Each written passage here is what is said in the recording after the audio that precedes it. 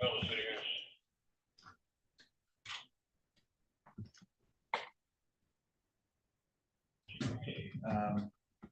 Churcher, again, Mr. St. Moore's case. Yes, Mr. Brown's here and Mr. St. Moore's. Let's take Mr. Brown's case first then. People versus Clinton Brown, case number 25680. Gentlemen, we're going about people. Thank you, Your Honor. Richard Church appearing on behalf of Mr. Brown. Mr. Church, can you tell me the status of this file today? This is our first status conference here in the circuit court. We do have a resolution for the court whereby Mr. Brown would admit to 2 counts of attempted RNO and the remainder of the complaint be dismissed. Well, is that a correct statement? Yes, Judge, would be as added counts 4 and 5, tax code 750 81D1 bracket A bracket.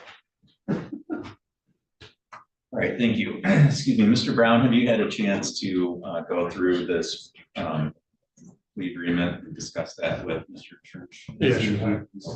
And what we stated here on the record today, is that the plea agreement that you've discussed with him before? Yes. Is that how you want to proceed?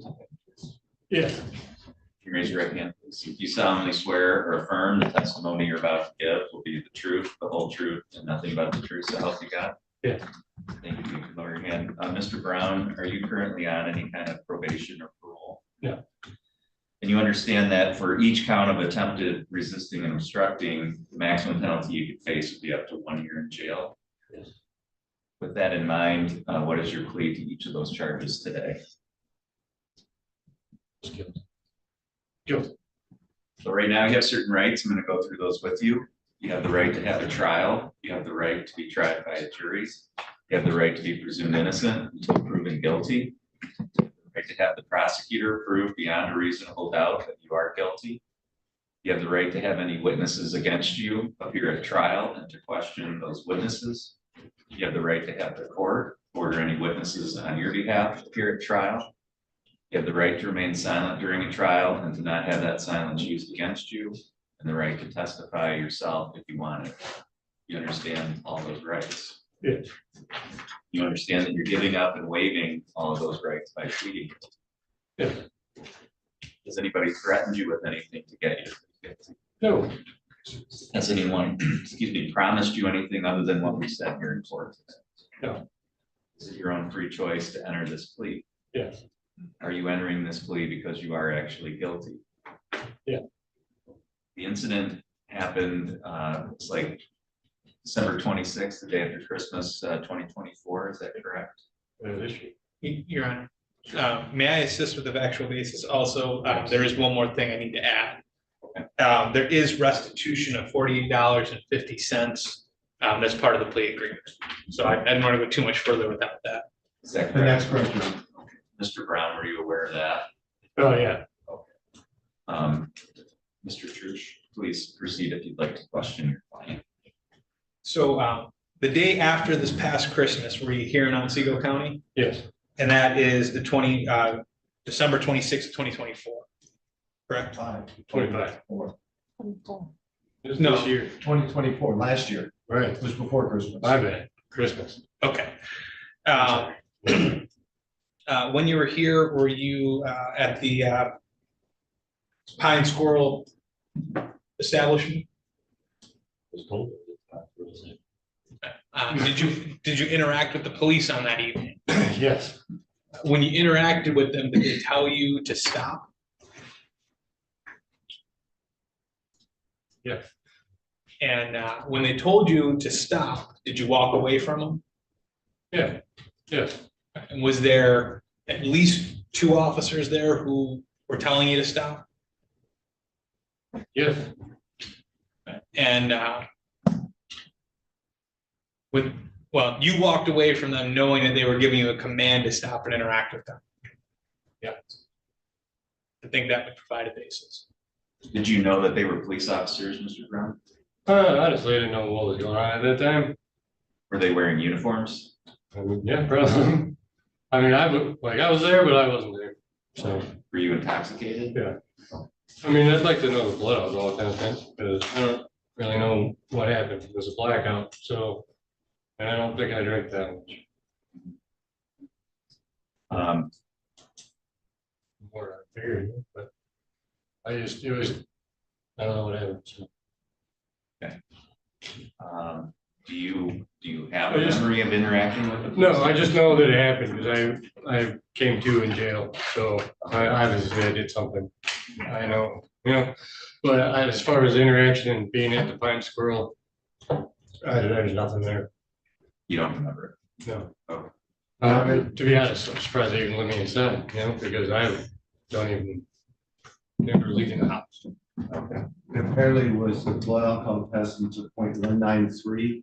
If the defense wants to use that as a basis for lack of memory report, takes a no contest plea. I believe Mr. Trush has a copy of the affidavit sworn to in this written complaint. People have no objection to using that as a factual basis for accepting defendants no contest pleas added counts 5 and 6.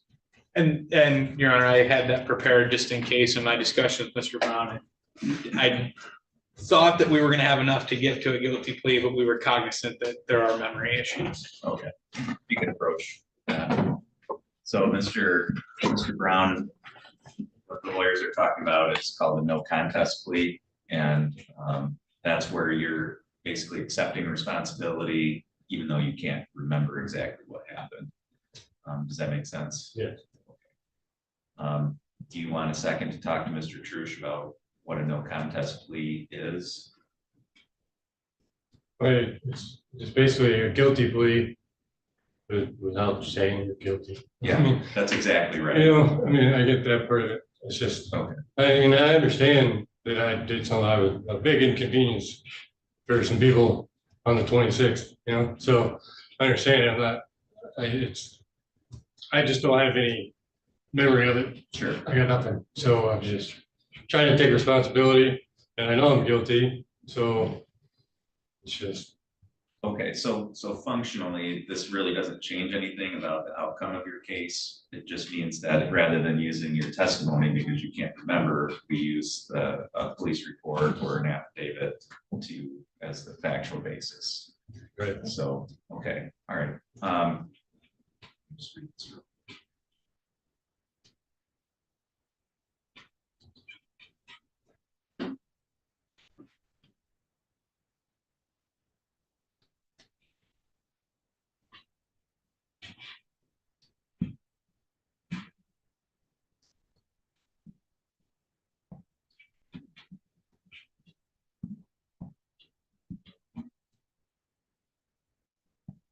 Okay, the court finds that that affidavit would factual basis. The court will mark and admit that as court exhibit 1.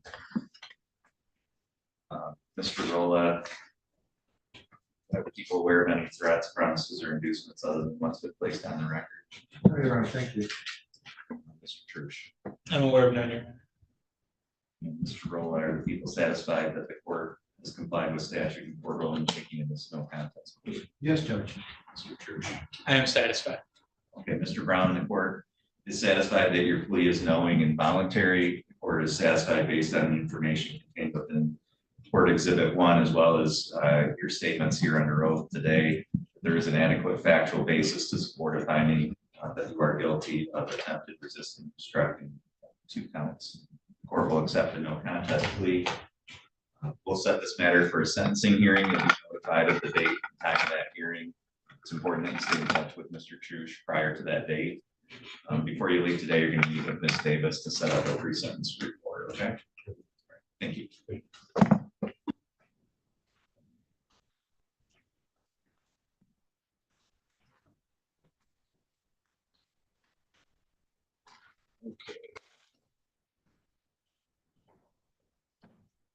People versus Kurt St. Amor, number 24676.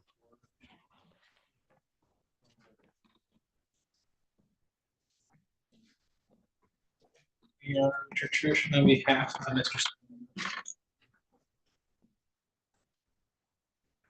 The record should reflect Mr. Seymour is present here in the courtroom today. This is the date and time set for sentencing hearing in this matter. Mr. St. Amore, have you had an adequate opportunity to go through the pre-sentence report and talk to Mr. Trush about that? Yes, sir. And Mr. Trush, are there any additions, deletions, or corrections to that report? No, Your Honor. Are there any challenges to the scoring guidelines? No, Your Honor. Mr. Rolla, do the people have any additions, deletions, or corrections? No, Your Honor. Any challenges to the scoring? No, Your Honor. Anything on behalf of the people for allocation today?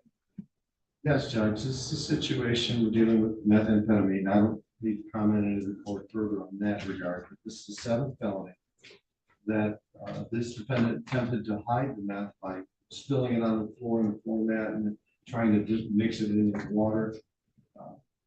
He could have been assessed an additional 10 points under OB 19 for doing it. We're not asking that that's the circumstances that would be interfering with the administration of justice. I just would point this out because as methamphetamine was actually recovered by the officer, other meth was attempted to be dispersed was sufficient. We're not asking that be done. Had that been done, that would have actually changed it from an F1 to an F2, which would have changed his guidelines from 10 to 23 to 1938. In this particular situation, also under People versus Sauer, same principle would have applied for his failing to appear. If that were the case, as it was on February 5th, 2025. So I think the court needs to take those circumstances into consideration when sentencing the defendant in this matter. Thank you, Your Honor. Thank you, Mr. Trush. Thank you, Your Honor. Mr. St. Amore has struggled with substances for a long time. You can look back at his history and see some substance, and the court can see other offenses that are substance adjacent. They're the types of offenses that we see when people are under the influence of substances.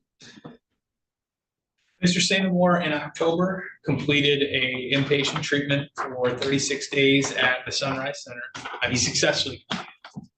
And that's important, and it's big, because this is the first time he successfully completed an inpatient treatment. He's tried in the past and hasn't been successful. He completed it this time, and I think he's on a good path. He has solid supports in place. He has stable housing, stable work. He has good support from his family.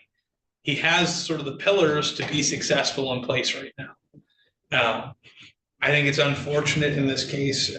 There wasn't a non-appearance, but he did fail to complete the PSI. And I think it was an unfortunate misstep. It was not a good excuse for why that happened. He didn't get it done. I think that when the court looks at this case, the court should balance punishment and rehabilitation. He is sort of in the infancy of his sobriety and his recovery, but he's in a better place with it than he's been in the past. He's in a better place to be successful.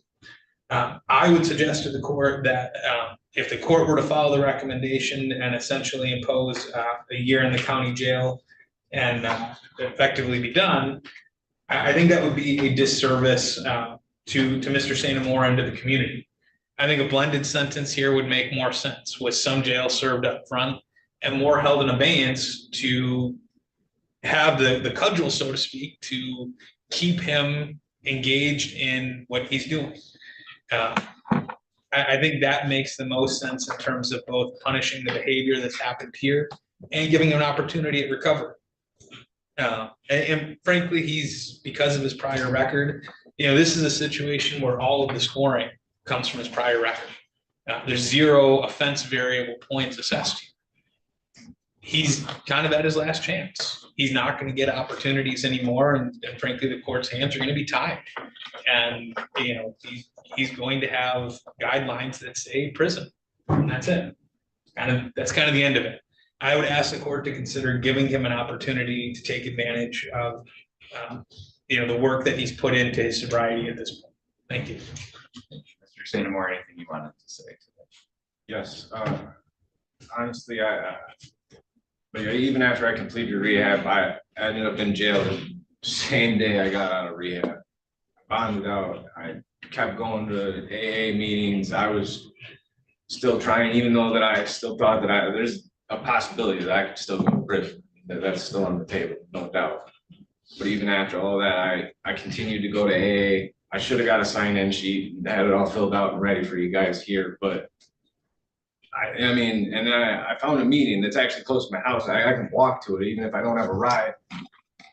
I've struggled with this addiction, honestly, since I was young. My dad got me started young, drinking. And I really didn't realize all the problems I had until I completed the Sunrise Center there in Alpena. I did rehab up in the Sioux, and I walked away from the program, and like the day that I walked away from that program, I regretted every minute of it. I made it 8 months. I made it 8 months sober, and I mean, they tell you you can't do it on your own. Like even when I was sitting there in rehab, I actually was trying to get sobriety court. I got denied for that. I just wanted somebody to kind of hold me accountable for my actions. If I screwed up, they'd be there. So there's always that possibility, you know. And I got denied for it. And I mean, it put me down, but I still kept trying. I went and got a job. I was doing good. That's all I got to say. Sorry, it sounds so random.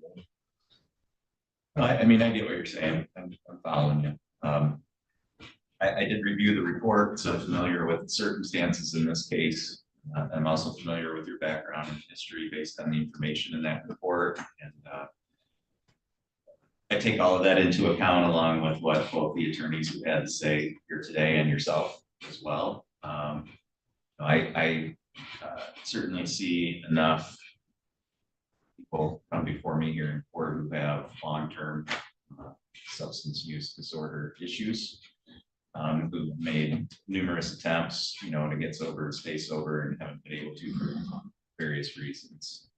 I think rehabilitation is something that's always possible, and I always encourage people to work towards that, whether it's something that the court orders or whether it's something that they do on their own, because they just don't want to keep doing the same things over and over again.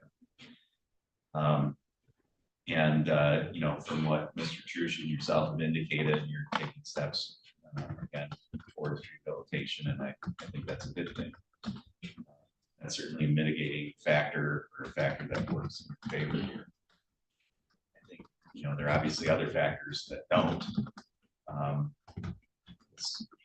As Mr. Trush indicated, that there was no scoring of offense variables here. I do take Mr. Rolo's point that there possibly could have been some based on your actions during the stop, but this wasn't in and of itself a particularly serious crime, and that's also a mitigating factor. What's a factor that works against you, like I said, is your history, and you have a long history. You've got numerous convictions. You've been on probation 7 times as an adult, 1 time as a juvenile, so that's 8 attempts at probation. 1 prior prison sentence and 10 prior jail sentences. So, from my standpoint on the part of the court and the community, there's already been a lot of through 8 times on probation, there's been a lot of resources directed towards rehabilitation. Hasn't been successful. And so when I'm looking at what's an appropriate sentence here, the question for me is, do we continue to put community resources into attempts at rehabilitation, or is that something that's now up to you and we've given it as what we can do on behalf of the court? And now if you want to pursue that, it's going to be on your own. And I think that's where we're at in a number of previous times. And I think, again, given your record, which is an aggravating factor, it does warrant Department of Corrections sanction in this case. So the court is going to sentence you to 18 months to 10 years in the Michigan Department of Corrections. You have credit for 31 days served. The court is going to order a crime victim's assessment of $130, court costs of $325, attorney fees of $350, and a $68 state cost. The court finds that sentence is in the middle of the guidelines. Again, it accounts for your behavior in this case, but more importantly, your prior attempts and prior sentences. You do have the ability to seek an appeal of this sentence. Mr. Trush is going to provide you with some papers that explain to you what your rights are to seek an appeal and how to request a court-appointed attorney to help you with it.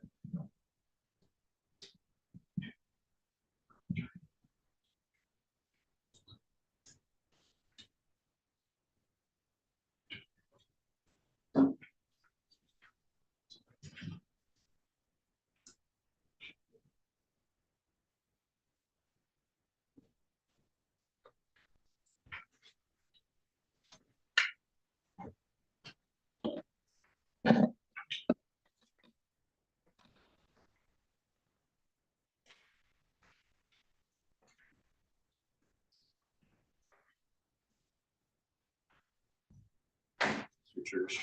I'm returning to the court the acknowledged advice of rights. Thank you. Mr. Seymour, you are remanded to the custody of the state this time.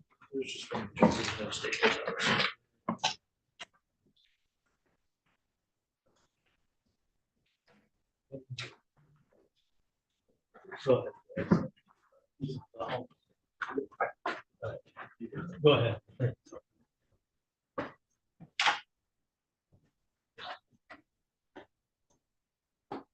All right, Mr. Green, if you can connect, thank you. Thanks for your patience.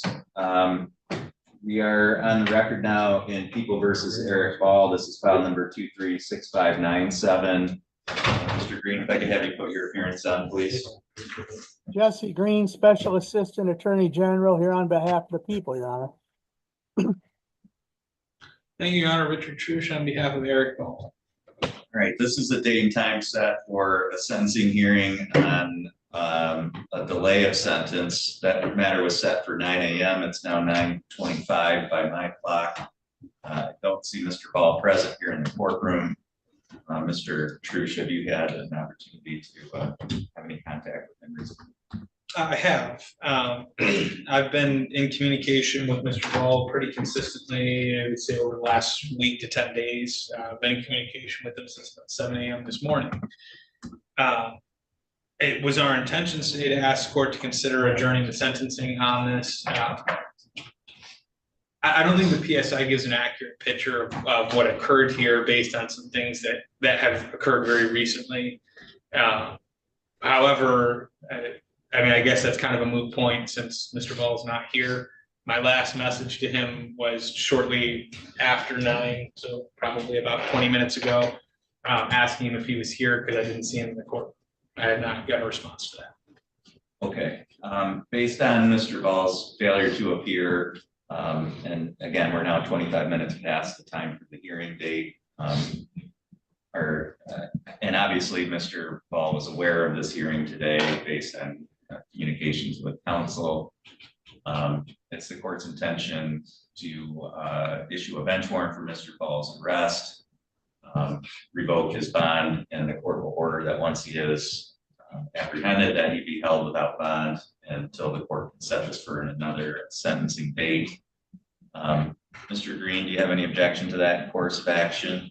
None at all, Your Honor, except I'm not sure what his bond is, what the amount is, but could we apply that bond to the arrearage he owes? If there is, I mean, he was on a delay of sentence, so I don't know that he's still on bond. I'm not sure whether, you know, his bond was returned after he was put on the delay. Okay, So we're going to check into that right now in just 1 second. thank you, Your He Honor. did, he did post a bond and it was returned to the front of the court to be applied, and then it was turned into a PR bond. So Mr. Green, Okay. apparently at the time he was placed on the delay, Mr. Ball was given a PR bond. His previous bond was remitted to the friend of the court here to be applied to the account. So that's already been taken care of. Thank you for checking on that, Your Honor. The only other question, Mr. Rolla, are you willing to prepare the bench warrant for the AG's office in this case? I can do that, Judge. My office can do it. So Mr. Green, our county prosecutor is going to prepare the bench warrant for the AG's office so the court can sign that and get that into the system as quick as possible. Thank you, Your Honor. Mr. Church. And just to make a clear record so everyone understands what I was referring to, I have been provided with an executed copy of a waiver of the arrearages from the mother of the children. I don't believe that friend of court has signed off on that yet, but that was the basis on which we were going to be asking for an adjournment. My understanding from talking to friend of the court is if that is granted, it would wipe out somewhere between $40,000 and $45,000 of the arrearage. So it is a pretty significant difference in terms of the posture. Okay. And that's just so everybody knows. We have not received a copy of that. Is it possible that we could? I certainly can send that over to you, yes. All right, But absolutely. again, the friend of the court hasn't executed it yet, though. Okay. Judge, while we're on the record, just so for, I guess, for housekeeping purposes, Nolly, do you want And we have someone from the AG's office here. Do you want it, my office preparing, I'm signing it on behalf of the AG's office? Is that how you wanted to submit it? Yeah, if you don't have As any long as, objections. the to that, AG's Mr. office Green. agrees. No, Yeah, let's do it that no way. Very good. objection. Thank you. I just want that on the record, that's all. And then, Mr. Truce, I guess I would encourage you, once that's, and if it's signed off by the friend of the court, to contact whoever counsel is gonna be at the AG's office, so that maybe there can be a stipulation as to how everybody wants to proceed in light of that development. Certainly, and, well, I wish we were in a different position than we are. Okay, all right, thank you. That's all. Mr. Green, you're free to disconnect at this time. Thank you. Have a good day, Your Honor.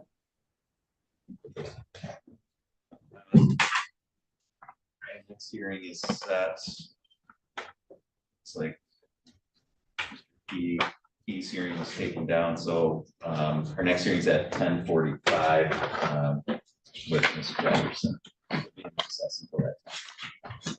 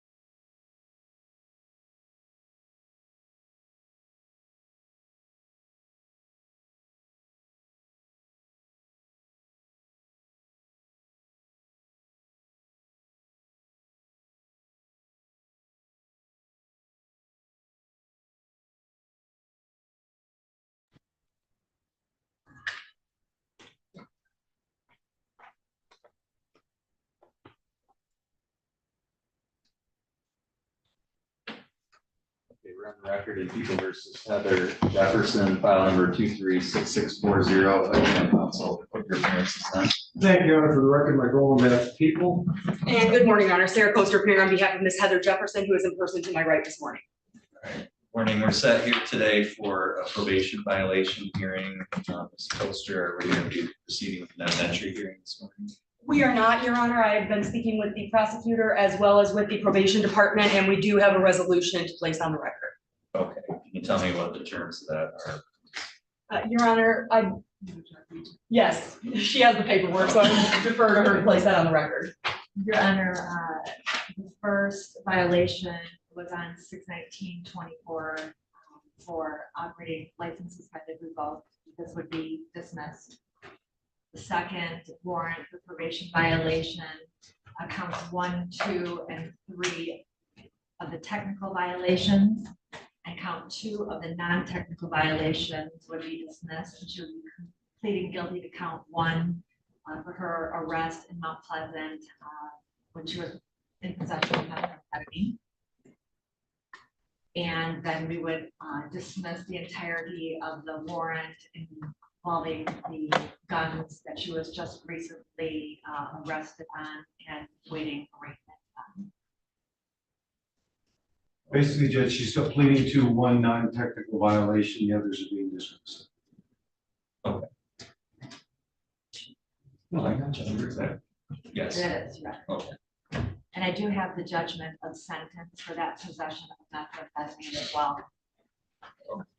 That's accurate, Your Honor. We have the register of actions as well, showing the charges being dismissed, a plea being entered to possession of methamphetamine on November 5th of 2024. She was sentenced on 12/2 of 2024. That sentence was 2 years of probation, 350 days in the county jail, 107 days credit. And there was an additional term that when she is within 60 days of being released from jail, the court has no objection to her being released into an inpatient facility rehab center. Okay, and is there a sentence agreement on the plea in this case? Well, I was with speaking with her, given her jail sentence, the charges that are pending. I was going to just discharge her unsuccessfully in this term of supervision. Okay. Do you have any objection to proceeding with sentencing today, since there's going to be no request for additional jail time? We do not, Your Honor. All right, Ms. Jefferson, I'm going to ask that you come up to the podium, please, with counsel. Ms. Jefferson, have you been able to hear everything that we said here today so far? Yes, Your Honor. Is that how you want to proceed as well? Yes, Your Honor. Have you had an adequate opportunity to talk to Ms. Coaster about this? Yes, Your Honor. Do you need any more time to do that before we? No, sir. Can you raise your right hand, please? Do you solemnly swear or affirm the testimony you're about to give will be the truth, the whole truth, and nothing but the truth, so help you God? Yes, Your Honor. Thank you. You can lower your hand. Ms. Jefferson, you understand that you would have the right to have a hearing as to whether or not you violated your probation as alleged? Yes, Your Honor. And you understand that by pleading guilty today, you're going to be giving up that right? Yes. Also, by pleading guilty, you could be subjected to the maximum possible penalty on your underlying charge, which is up to 5 years. Do you understand that? Yes. With all of those things in mind, what is your plea to the alleged non-technical probation violation today? Has anybody threatened you with anything to get you to plead guilty? No, sir. Has anybody promised you anything other than what we said here today on the record? Oh, yeah. Is it your own free choice to enter this plea? Yes, sir.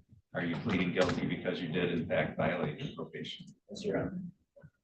So back in September of 2024, were you on probation here in Otsego County? Yes, sir. Aware that one of the conditions of your probation was that you were to not violate any laws of the state of Michigan? Yes, Your Honor. And did you violate a law of the state of Michigan by possessing methamphetamine? Yes. The court finds that your plea is knowing, voluntary, and accurate, or to satisfy there's a factual basis to support a finding that you did violate your probation as alleged. The court will accept your guilty plea. In terms of sentencing, aside from what you've just indicated, Ms. Davis, anything that you wanted to say regarding sentencing? No, Your Honor. Mr. Rowland, No, Your Honor, thank you. Ms. Coaster, anything on behalf of your client today? Yes, thank you, Your Honor. We appreciate the understanding and graciousness of the prosecuting attorney and the probation department here in regard to Ms. Jefferson. As accurately stated, over the summer, she went downhill. And as she stands before you right now, I think it's obvious in looking at her that she has hit rock bottom. She has been incarcerated since September. Right now, her earliest release date is April 5th if she is to go to an inpatient rehab facility. If she's not going to an inpatient rehab facility, she will not be released until June 5th. She has located an inpatient rehab facility. We have been in contact with them as well. It is an incredibly intensive program, and Heather is ready for that. She has never been incarcerated this long, away from her children this long. And she truly understands that she needs to change her life, or that's where she's going to be for a very, very, very long time. This inpatient rehab program, she's very much looking forward to it. She calls monthly to make sure that there is still a bed available for her, and they are holding one for her. The facility does not allow contact with anyone outside the facility for the first 2 months.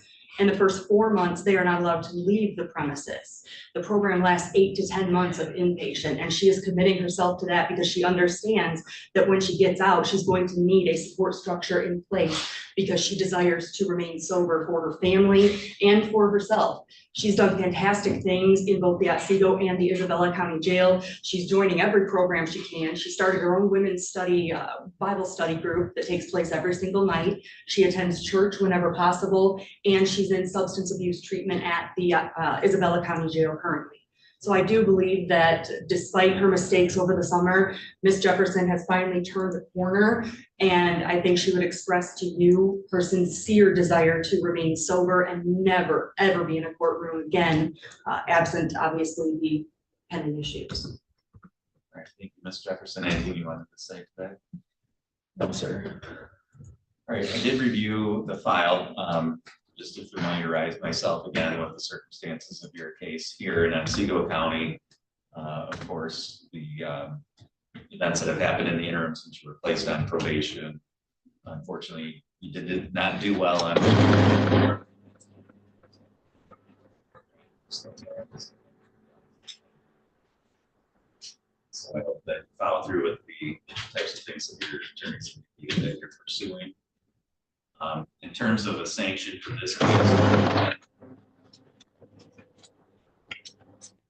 sanction given other matters and punishments that you're receiving, I don't find that additional jail time here in Otsego County in this case is going to be helpful. Certainly not in terms of rehabilitation, but I don't think there's anything further for our community to be gained by incarcerating further here.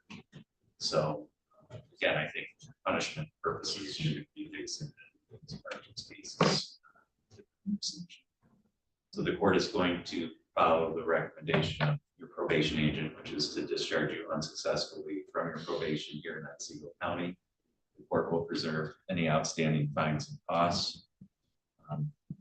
You do have the ability to seek an appeal of this sentence.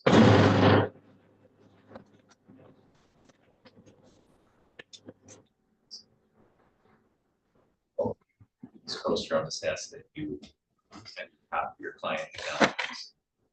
Yes, Your Honor.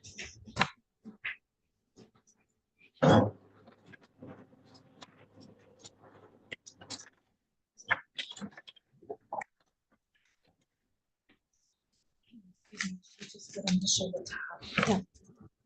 Right there. Yeah. Thank you.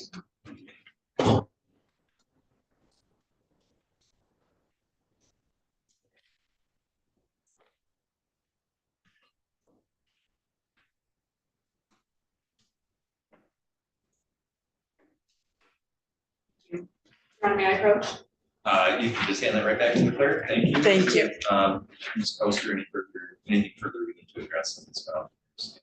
No, Your Honor, thank you. Mr. Ballard states. Yeah, thank you. Thank you. Good luck to going forward. Thank you. Thank you, Mayor. That concludes